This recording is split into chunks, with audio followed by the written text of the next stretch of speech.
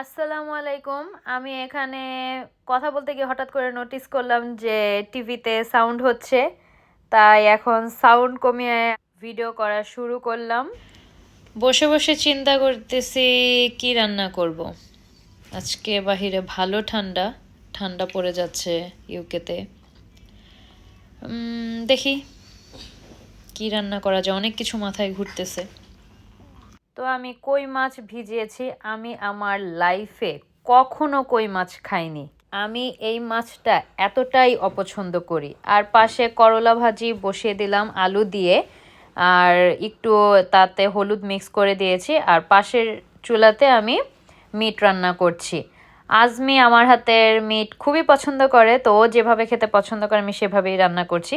তো আমার কই মাছ রান্না করা হয়ে গেছে। উপর দিয়ে আমি ধনেপাতা দিয়ে দিলাম। এখন যেহেতু ঠান্ডা ঠান্ডা আসতেছে, ধনেপাতার স্মেল যে কি ভালো লাগে।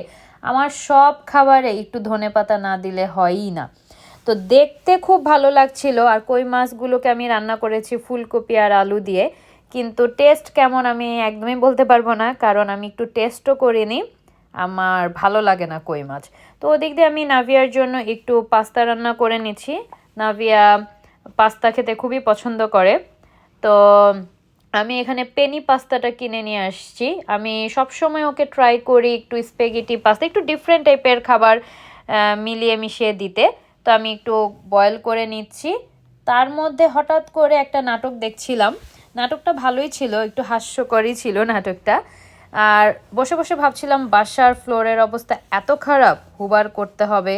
এই করব করব বলে করাই হয় না। আজমির উপর রেখে দেই আমি যে আজমি করবে। তো বিকেলবেলা এখন চলে যাচ্ছি নাভিয়ার ফ্রেন্ডের বাসায়। না, আমার একটা ভাবি ফোন করে বলল তাদের বাসায় যাওয়ার জন্য সব ভাবিরা আসবে। গিয়ে দেখি দুনিয়ার নাস্তা সে সার্ভ করেছে। এত মজার মজার খাবার ছিল। পিঠা ছিল, পাস্তা ছিল। পাস্তাটা রান্না করে এনেছে আরেকটা ভাবি, খুবই মজা। ওই ভাবির হাতের রান্না অসাধারণ। আর পিঠাটা আমি এর আগেও অনেকবার খেয়েছি, আমি নিজে বানাতে পারি না। আর তিরামিসুটা খুবই মজা ছিল। আর এই ভাবির হাতের পেঁয়াজু অসাধারণ। তো এভাবে গল্প আড্ডা দিয়ে আজকে দিনটা শেষ হলো। আল্লাহ হাফিজ, আসসালামু আলাইকুম।